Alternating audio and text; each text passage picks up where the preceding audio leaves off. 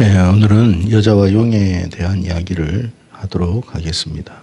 이 계시록은 이단들이 가장 많이 장난을 하는 그런 책이고, 또 섣불리 잘못 다루었다가는 어떻게 보면 큰 낭패를 당할 수도 있는 그런 책이기도 합니다. 그래서 매우 조심스러운 책이기도 하고, 또 이것을 그럼에도 불구하고 해석을 우리가 하고 살아야 하는 것은 이 말씀대로 세상은 이어지기 때문에 우리가 정확한 해석이 필요하고 준비를 해야만 우리가 마지막 때에 어떻게 살아갈 수 있을까를 우리가 고민할 수가 있는 것입니다. 오늘은 여자와 용에 대한 이야기를 하도록 하겠습니다.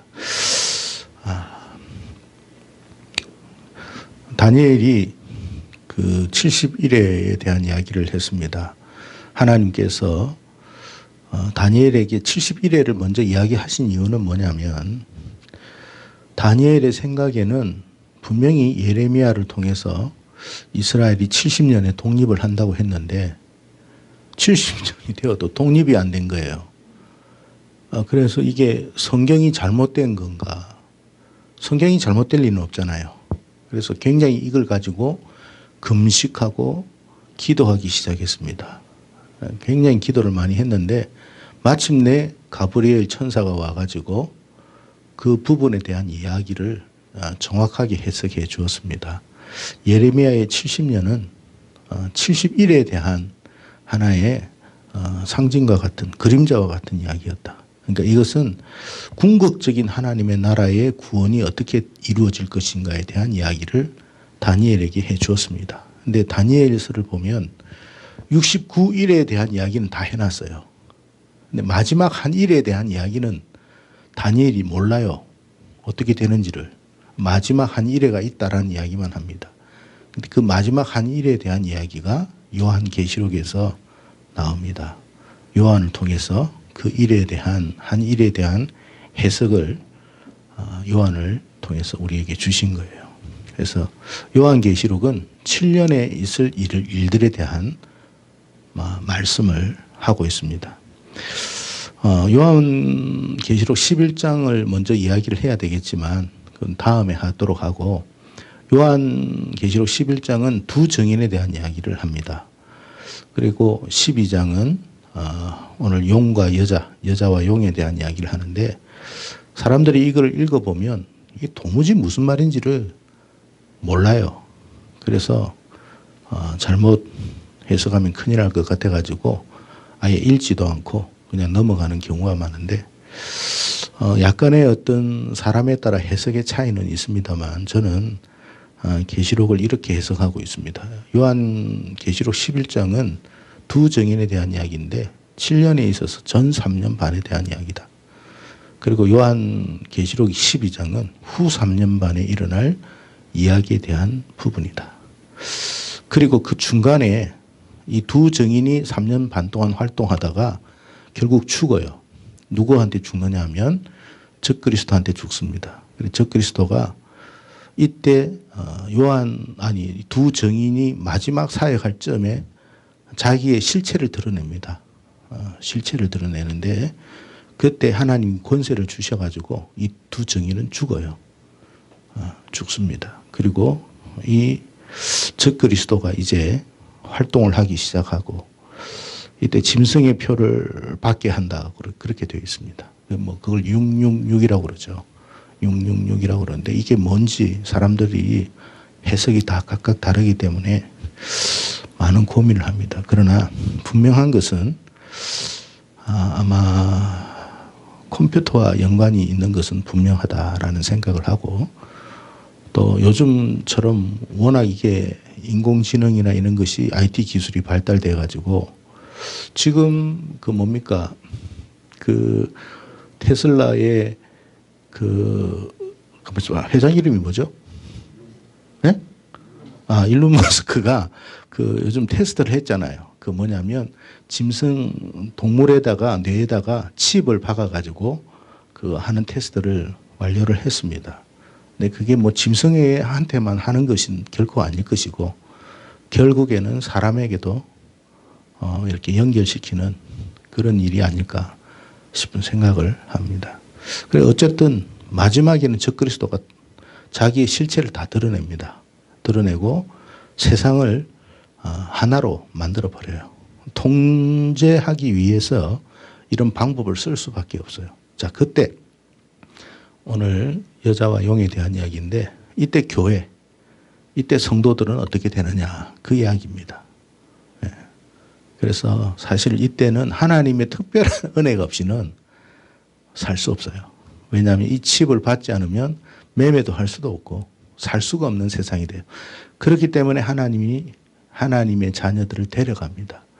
뭐 그걸 어떤 사람은 휴거다 이렇게 이야기하는데 저는 휴거라고 생각하지는 않고 하나님이 어딘지 모르지만 데려가실 것이다.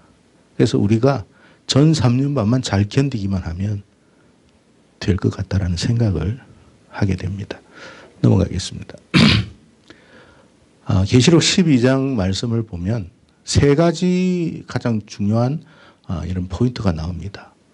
이 세 가지만 해석을 하면 여러분 이 말씀을 이해하는데 큰 어려움이 없게 되는 거죠.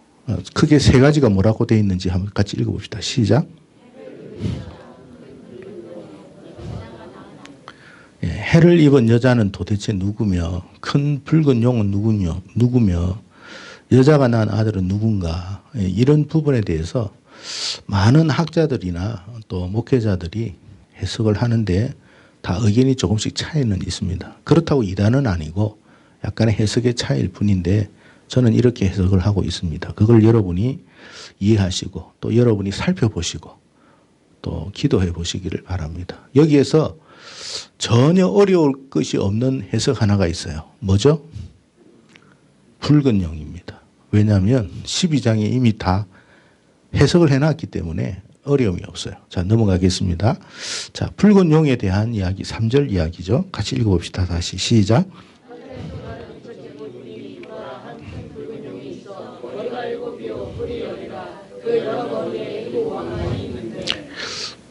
머리가 7이라는 말은 엄청난 지혜를 가지고 있다는 뜻입니다.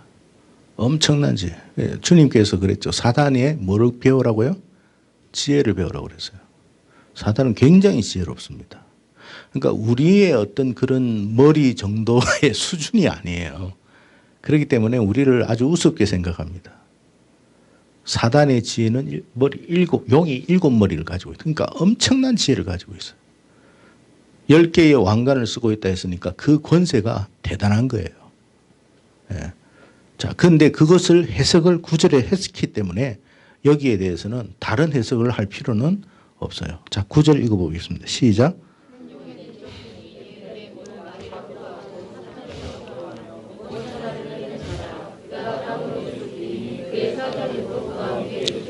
큰 용은 누구라고요?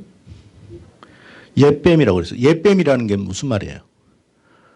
낙원에 있을 때 아담과 하와를 미혹했던 존재 그 말이에요. 근데 그것을 옛뱀 곧 마귀라고도 하고 사탄이라고도 하고 온 천하를 깨는 자인데 그렇게 되어 있습니다. 그러니까 이 용은 사탄이에요. 사탄.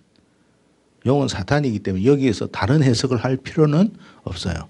여러분 저기 용을 보면 여기 용 저기 옆에 있죠. 위에. 그 용이 어디서 익숙하죠. 우리가 많이 본 용 아닙니까? 예, 그 용 맞아요.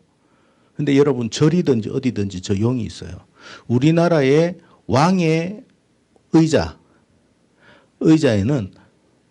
용머리가 있어요. 용머리. 근데 여러분 그것을 그냥 단순하게 우리가 생각하면 안 돼요. 누가 지배하고 있다는 거예요? 사단이 지배한다는 뜻이에요. 사단은 광명한 천사처럼 나타나기 때문에 여러분 굉장한 죄송한 이야기지만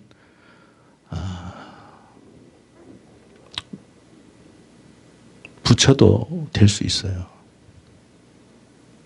왜? 용의 궁극적 목적은 우리를 지옥에 보내는 거지 굉장히 거룩한 모습으로 살게 하는 것 그거 별로 어렵지 않아요. 그러니까 도덕적으로 살고 굉장히 아주 신령하게 살게 하는 것 용은 결코 반대하지 않습니다. 다만 지옥에만 가면 돼요. 그게 용의 궁극적 목적이기 때문에 우리가 어떤 종교 생활을 해도 상관은 없어요. 여기에 속으면 안 돼요. 그냥 단순하게 용이 있다 이렇게 보면 안 돼요. 그게 왜 갑자기 용이 있냔 말이에요. 내가 다스리는 곳이라는 뜻이에요. 그러니까 그 영적인 그 어떤 뭔가가 그 속에서 작용을 하는 거예요. 그러니까 용이 사단이 여러분 별 거짓말을 다 할 수도 있고 별의별 희한한 능력을 나타낼 수 있어요. 그러니까 능력이 나타났다고 해가지고 이게 진리는 아니에요. 여러분 이게 우리가 분별할 줄 알아야 됩니다. 용이라고 분명히 성경에는 기록했어요. 여러분 용 보신 적 있어요? 없잖아요. 근데 왜 우리 조상들도 용을 그려놨냐 말이에요. 본 적도 없는데. 뭔가가 있다라는 거예요. 뭔가가. 네, 넘어가겠습니다. 자, 그 용이 마지막에 대한 이야기죠. 그 용이 모든 세상의 마지막 3년 반 끝에는 모든 걸 다 잡아 삼켰어요. 근데 최종적으로 삼키지 못한 존재가 둘이 있다 이 말이거든요. 아시겠죠? 최종적으로 삼키지 못한 존재가 누구냐 그 말이에요. 그러니까 철학을 통해 가지고 다른 기타 종교를 통해 가지고 다 사단이 자기 발 아래 두고 그들을 삼켜 먹어버렸어요. 근데도 삼켜지지 않는 존재가 있어요. 그게 누구냐? 그게 계시록 12장에는 이야기해요. 해를 입은 여자 그리고 그 여자가 낳은 아들. 그래서 이 영이 이 존재를 잡아먹으려고 애를 쓰는 거예요. 성경을 보면 이야기하잖아요. 그죠? 자, 우리 한번 읽어봅시다. 4절, 5절 읽어봅시다. 시작.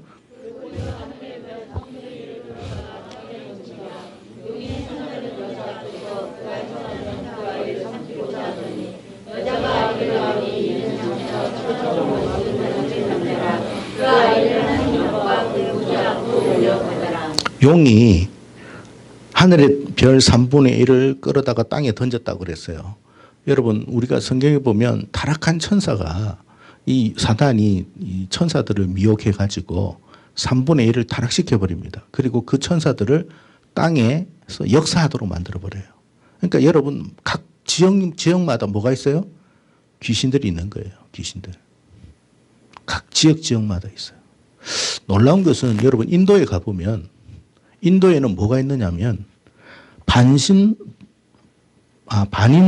반수가 있어요. 반인 반수. 우리나라에도 뭐 이렇게 뭐 12신상에도 있고 이집트에도 있지만 인도에는 특별히 그래요. 거기에는 뭐가 있느냐면 머리는 뱀이에요. 몸은 사람이에요. 그런 존재가 있어요. 그런 종족이 있다고 인도 신화 이야기를 해요. 참 인도는 참 그러니까 여러분 각 나라마다 민족마다 뭐가 있다고요? 그런 어떤 영적인 존재들이 다 있어요. 활동을 하는 거예요. 다 삼켜 먹는 거예요. 다 잡아 먹는 거예요.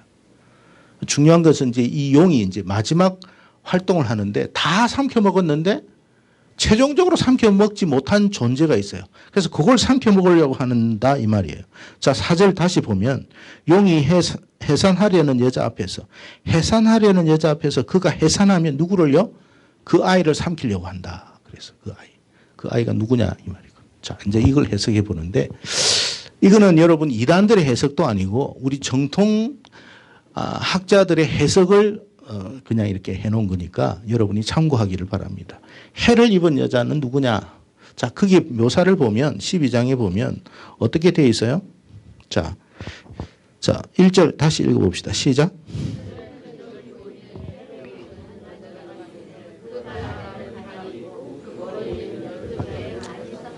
예, 그 모습이 어떻다고요? 해를 입었다고 그랬죠. 해를 옷 입었다고 그랬어요. 그러니까 그 옷이 어떻다는 말이에요?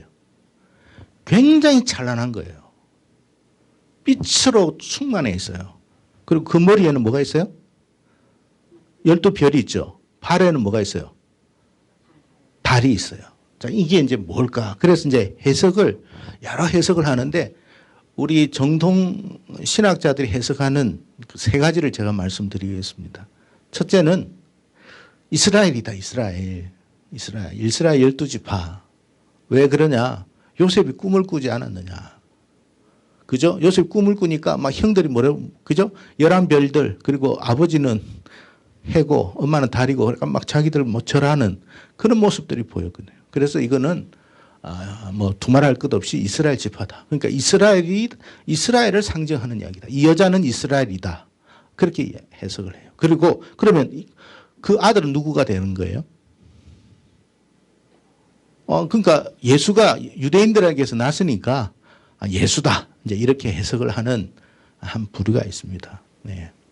또 두 번째는 뭐냐면 성모 마리아다. 이거는 누가 하는 거겠어요? 가톨릭에서 하는 거예요. 가톨릭에서. 이 여자는 성모 마리아다. 그럴듯하잖아. 왜? 누가 예수를 낳았어요? 마리아가 예수를 낳았으니까 뭐 그거는 당연히 성모 마리아다. 그렇게 이야기해요. 그러면 여러분 한번 보세요. 이 두 해석이 그렇다면 마지막에 용이 삼키려고 한다고 그랬잖아요. 다 삼켰습니다. 거의 다 삼켰는데 안 삼켜진 이제 존재들이에요. 이스라엘은 지금 어때요? 아니, 제 말은 그들이 예수를 믿나요? 안 믿어요. 이스라엘 사람들은 예수 안 믿어요. 그러면 용이 이스라엘 사람들을 삼킬 이유가 없죠. 그렇잖아요. 용이 누구를 삼켜야 돼요? 하나님 자녀를 삼키지 누가 뭐 여러분 하나님 자녀 아닌 사람을 삼켜요. 자, 그 다음에 성모 마리아다. 지금 제가 이야기했죠. 이것은 전 3년 반입니까? 후 3년 반입니까?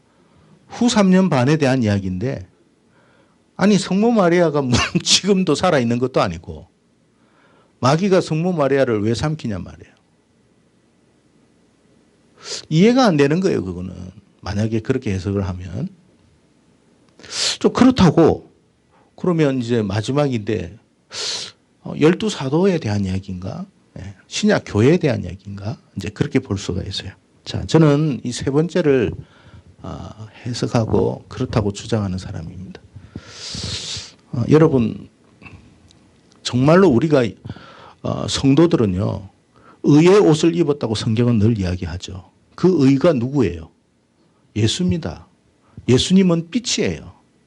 우리는 허물이 많아요, 적어요? 우리 너무 허물이 많은 사람이에요. 근데 허물 많은 사람에게 예수님께서 의의 옷을 입혀준 거예요. 그렇죠?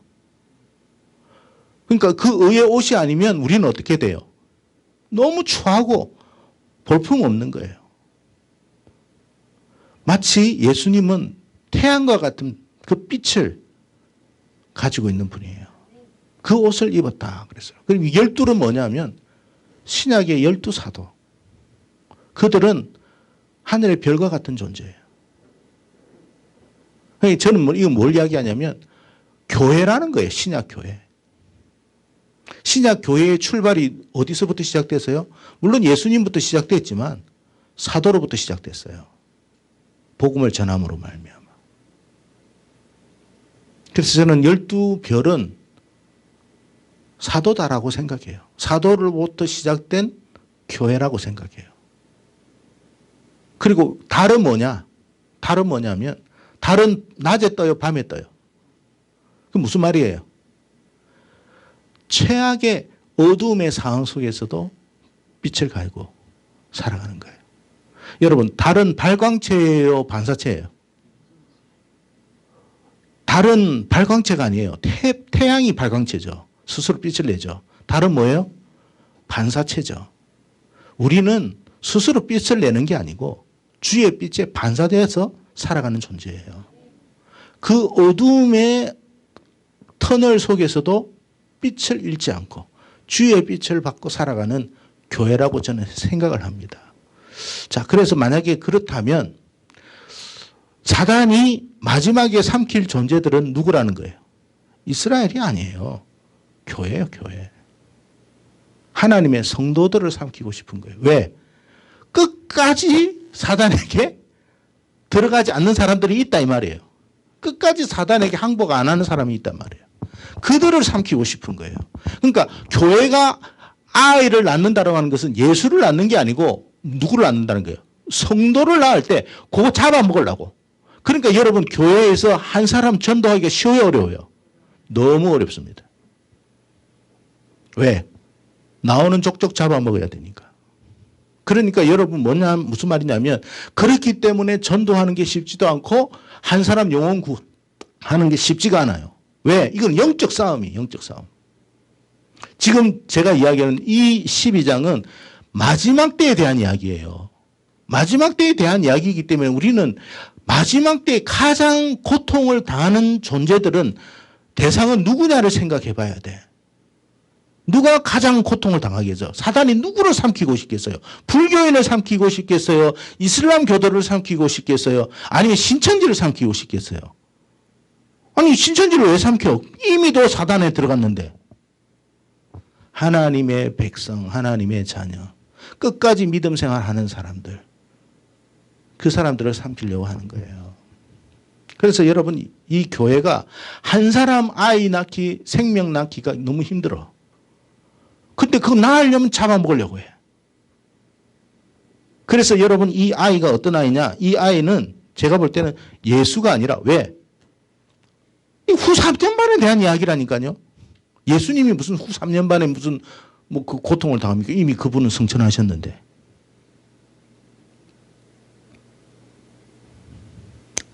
하나님의 자녀, 하나님이 이 교회가 낳은 이 아이 한 사람 한 사람, 생명 한 사람 한 사람이 너무 소중한 거예요. 그리고 하나님이 이 아이를 낳기만 하면 하나님이 하나님의 보좌 앞에 생명을 그들을 지킨다는 뜻이에요. 네, 저는 그렇게 해석을 하고 있습니다. 자, 넘어가겠습니다.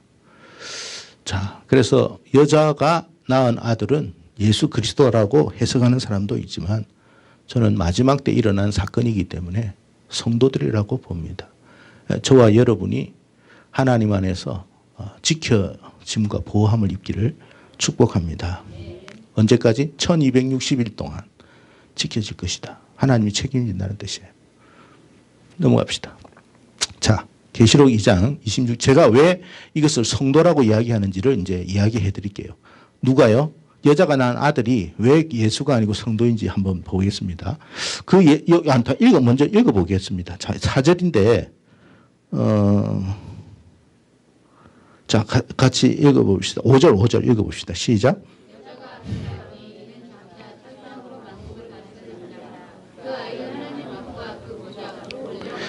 왜 예수님이라고 해석을 하느냐 하면 만국을 다스릴 남자라고 했거든요. 그럼 만국을 다스리는 것은 당연히 예수님이지.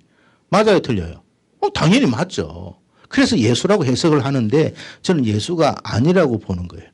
왜냐하면 이제 그 이야기를 한번 보겠습니다. 자, 계시록 2장 26절, 27절 읽어봅시다. 시작.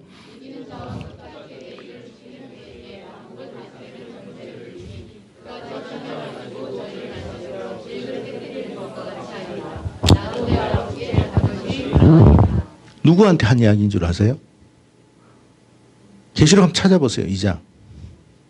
찾아봐야 알지. 그러니까 내가 무슨 말을 한들 여러분이 저는 여러분 제가 잘못 전할 수도 있으니까 성경을 봐야 돼. 성경을. 자, 계시록 2장 26절 쪽에 보면 무슨 교회 하나가 나와요. 무슨 교회가 나와요? 두아디라 교회에 대한 이야기가 나오는데 주님이 두아디라 교회를 통해서 하셨어요. 네가 이렇게 해서 이기면 이렇게 해주겠다는 거예요. 아시겠죠? 그러니까 성도가 믿음에서 승리하면 이렇게 되는 거예요. 예수님이 만국을 다스리는 게 분명해요.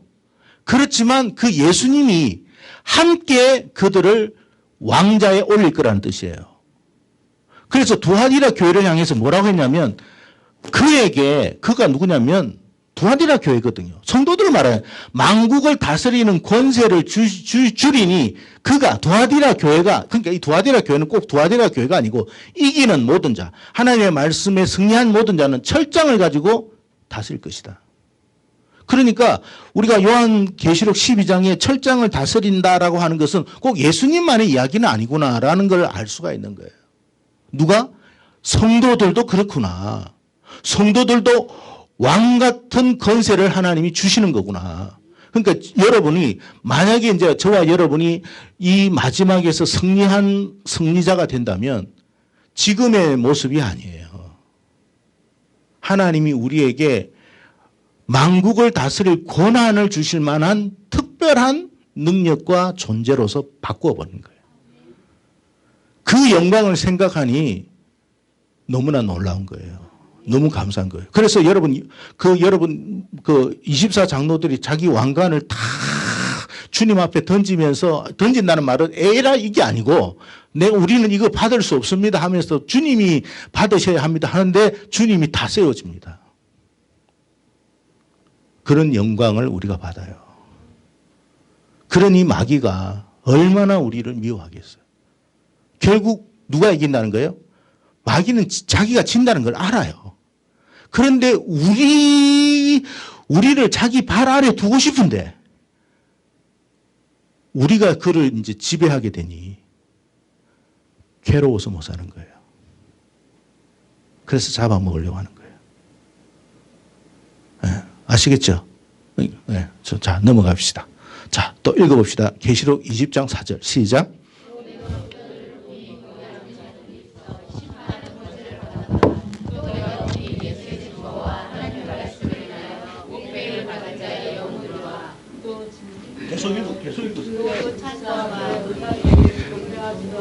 경배하지도 아니하고 이마와 손에 그의 표를 받지도 아니한 자를 살아서 그리스도로 더 천년 동안 왕노릇하리라 그랬어요.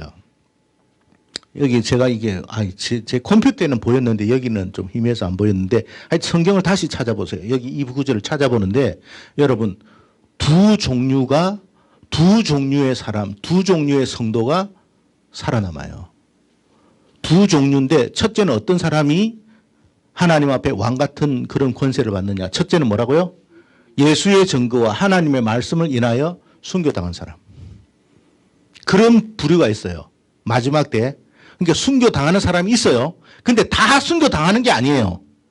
두 번째 부류가 있다는 거예요. 또 짐승과 그의 우상에게 경배하지도 아니하고 이마와 손에 그의 표를 받지도 아니한 자들. 두 부류가 이 사람들은 순교를 당하지는 않아요. 하나님이 그들을 데려가 버리니까 어디로 데려가는지 나 몰라요. 여러분 만약에 이거 성경에 어디로 데려간다고 하면 사단이 쫓아올까요 안 올까요? 당연히 오겠죠. 그러니까 안 쓰는 거예요 여러분. 그러니까 순교 당할 자도 있지만 순교 당하지 않는 사람도 있어요. 그러나 순교를 하든 그렇지 않든 이 사람들은 살아서 뭐 한다고요? 그리스도와 더불어 왕노릇한다고 그랬어요. 만국을 철장으로 다스립니다. 그 어마어마한 권세를 그 영광을 주신다는 거예요. 그러니 우리는 잠시의 안락을 위해 가지고 팥죽 한 그릇 팔듯이 팔면 안 돼요. 우리의 믿음, 우리의 신앙을 지켜가야 돼요. 그 이야기 하는 거예요. 그 이야기. 네, 넘어가겠습니다. 자, 계시록 12장 6절에 이제 자, 다시 읽어봅시다. 시작.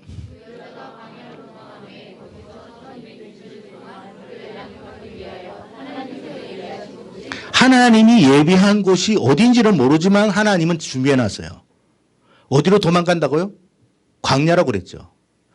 광야는 살기 좋은 곳이에요. 살기가 힘든 곳이에요. 살기가 힘들지만 하나님이 예비한 곳이 있어요. 그곳으로 하나님이 우리를 데려갈 거예요. 자, 근데 이제 문제가 하나 있죠. 광야는 제가 이번에 참 하나님의 은혜로 이스라엘을 갔다 와가지고 광야라는 것을 봤는데 거기는 사람 살 곳은 아니에요. 거기는 오래 버티지를 못해요. 지금 이 건기철에 이 뭡니까 체감 온도가 56도까지 올라간다고 그러더라고요. 여러분 56도 올라가면 어떻게 돼요? 사람 열사병에 죽어요.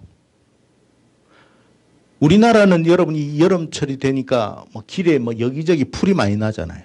저는 풀이 나가지고 저는 풀 저거 좀 없었으면 좋겠다 했는데 제가 광야를 보면서 야, 이 풀이 하나님의 은혜구나 하는 걸 알았어요. 습기가 없으면 풀도 없어요. 하나도 없어요. 다 말라 죽어요. 자, 그런데 우리를 어디로? 광야로. 하나님의 교회, 하나님의 성도들을 광야로 인도할 거예요. 근데 살기가 어려워. 근데 여기를 가야 되나 말아야 되나 고민이 생기겠죠. 예. 보겠습니다. 자, 누가복음 17장 이야기가 있어요. 주님께서 하신 이야기인데 마지막 때에 이런 일들을 주님께서 미리 말씀하셨습니다. 한번 읽어보겠습니다. 시작.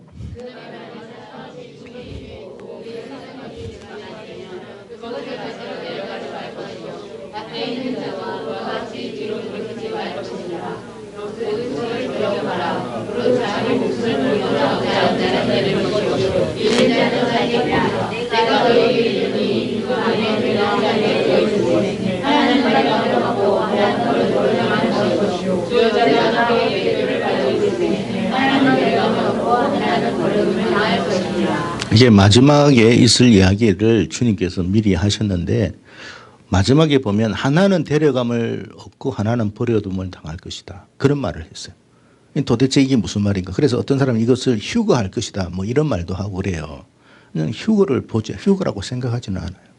자, 거기에 뭐라 보면 그날에 이제 마지막 때 환란 때를 말하거든요.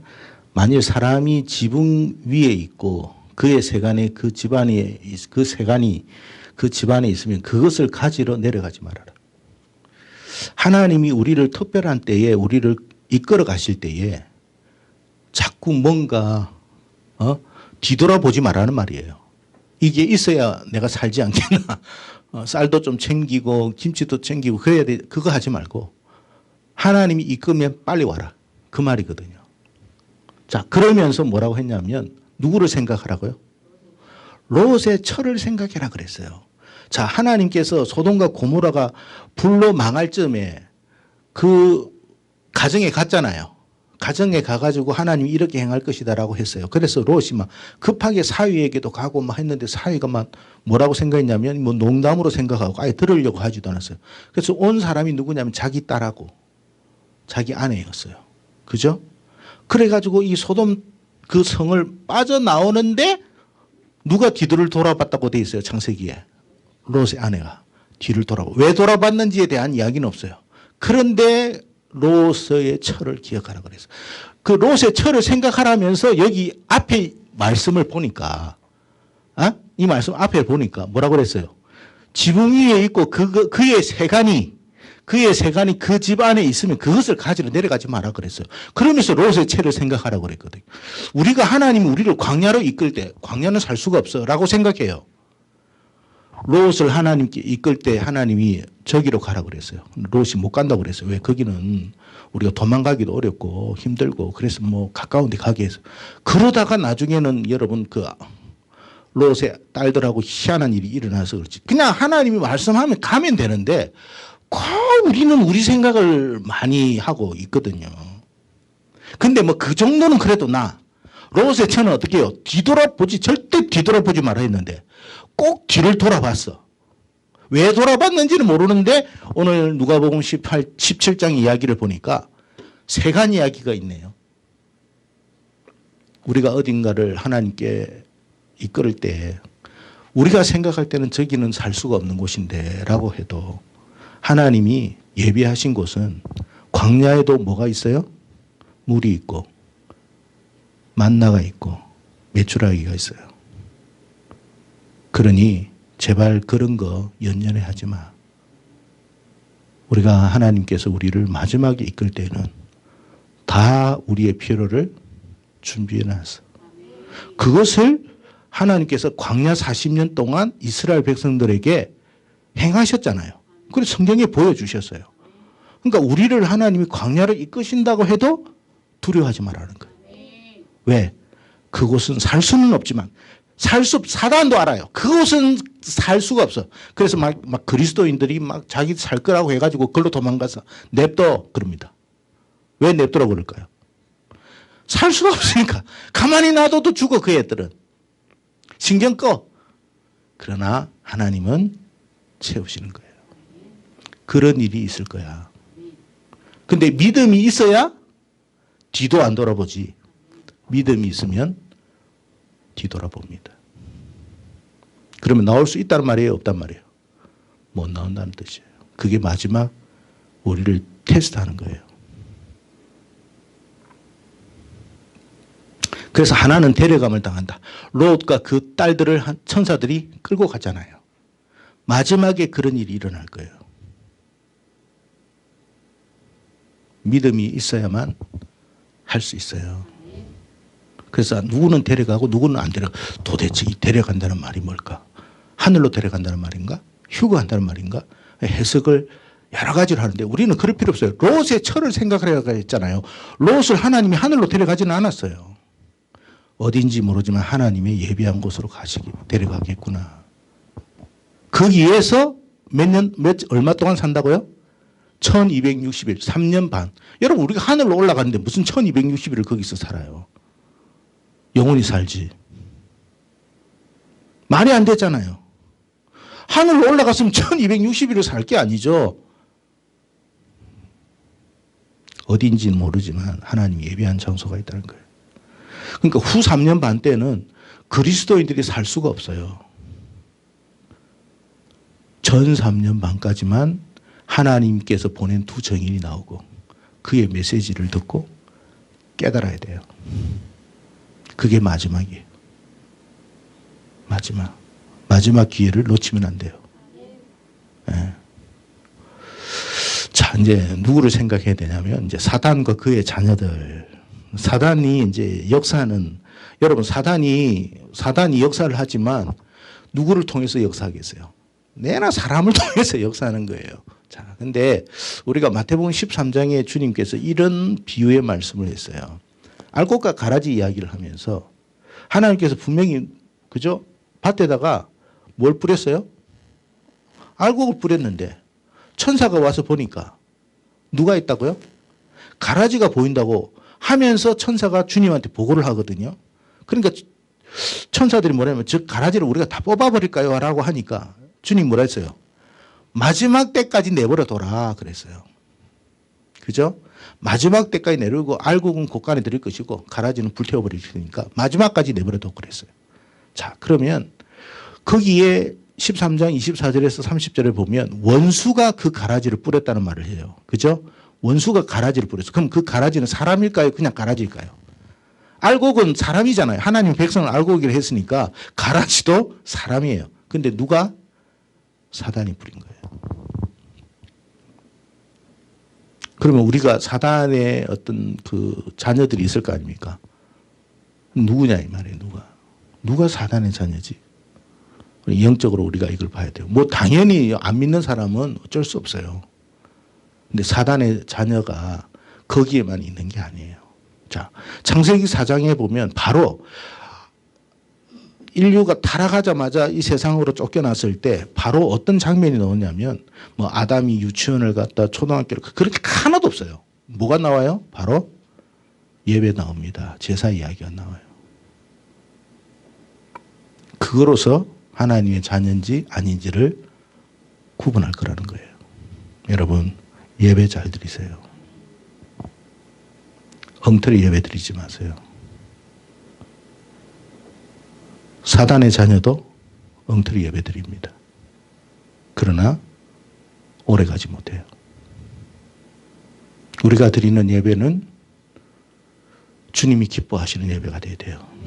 그러니까 나의 정성, 곡식이 뭐냐 이걸 해석을 양해하는데 여러분 생각해 보세요. 히브리서에는 분명히 말합니다. 하나님이 원하시는 기뻐하는 제사는 피 있는 제사라고 했어요. 왜? 희생을 말하거든요. 근데 우리가 하나님은 우리를 희생시키는 게 아니에요.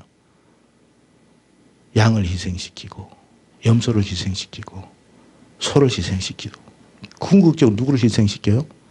독생자 예수를 희생시켜요. 그러니까 우리가 드릴 수 있는, 하나님이 받을 수 있는 제사는 뭐냐면 희생제사예요. 우리의 헌신의 제사가 아니에요. 여러분, 가인은 땅에 있는 곡물로 드렸다고 그랬죠. 곡물은 자기의 땀과 정성이에요. 하나님은 우리를 그거 받는 게 아니에요. 하나님은 희생제물을 받아요.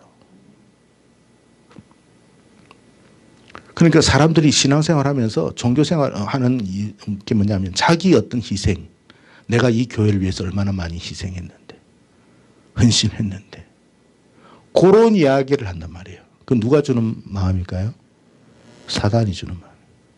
야, 네가 얼마나 교회를 위해서 헌신하고 희생을 했는데 너 요즘 찬밥이더라. 자기도 헌신하고 희생하고 있는데 좀 찬밥이라고는 생각을 하고 있는데 사단이 그 말을 하니까 막 터지는 거예요. 이제. 나는 이렇게 희생하고 헌신하고 봉사하고 했는데 축복은 없는데 저 인생은 그냥 축복을 받는 거야. 막 견디지를 못하는 거예요. 그래서 죽여버리는 거예요. 여러분 가인과 아벨은 단순히 그냥 뭐 기록된 그런 이야기라고 보지 마세요. 가라지를 말하는 게 가라지. 요한복음 8장 44절에 뭐라고 이야기했냐면 예수를 믿지 않는 유대인들을 향해 뭐라고 했어요? 찾아보세요. 요한복음 8장 44절에. 예수를 믿지 않는 유대인들이에요.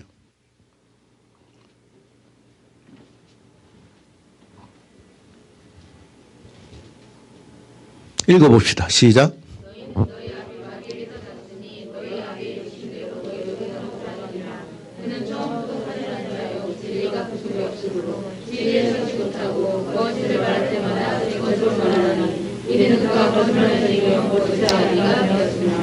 여기서 말하는 너희는 이스라엘 사람들이에요. 근데 그 이스라엘 사람들은 하나님을 잘 믿는 사람들이라고 생각하고 있었어요. 성전에서 예배도 잘 드리고 11조도 잘하고. 근데 예수는 압니다. 예수님이 그들을 뭐라고 이야기했냐면 너희는 너희 아비 마귀에게서 났다 그랬어요. 여러분 교회 다니는 사람들에게 예비가 마귀다라고 하는 거예요. 유대인들이 얼마나 충격적이겠어요. 근데 그게 사실이었거든요. 예수를 받아들이지 않는 거예요. 교회는 다녀요. 예배는 드려요. 예수는 안 받아들여요. 여러분 영접이라는 것은 그냥 되는 게 아니에요. 예수가 영접된다는 것은 기적입니다. 믿어진다라는 게 기적이에요. 이게 아무나 되는 게 아니에요. 그냥 되는 거라고 생각하지 마세요. 하나님의 자녀이기 때문에 영접하는 거예요. 근데 하나님의 자녀가 아니면 안 돼요. 죽어도 안 돼요. 그래서 너희들은 너는 마귀의 자녀라 그랬어요. 근데 그 사람들이 하나님을 예배하네요. 놀랍지 않습니까? 마귀의 자녀가 교회 밖에만 있다고 생각하지는 마십시오. 교회 안에 있어요. 교회 안에도 있다 이 말이에요. 그래서 누가 누구를 괴롭히겠어요? 가라지가 알곡을 괴롭히는 거예요. 그래서 신앙생활이 쉽지가 않고 힘든 거예요. 중요한 것은 뭐냐면 교회 생활하고 신앙생활하면서 힘들어도 여러분 내가 이 교회를 떠나서는 안 돼요. 왜냐하면 하나님의 자녀도 끝까지 이 곳을 지키기 때문에 그래요. 우리는 지켜야 합니다. 어렵고 힘들더라도 믿음을 벗어나면 안 돼요. 자, 그 다음에 이제 마태복음 10장 36절 찾아서 읽어봅시다. 시작. 마태복음 10장 36절.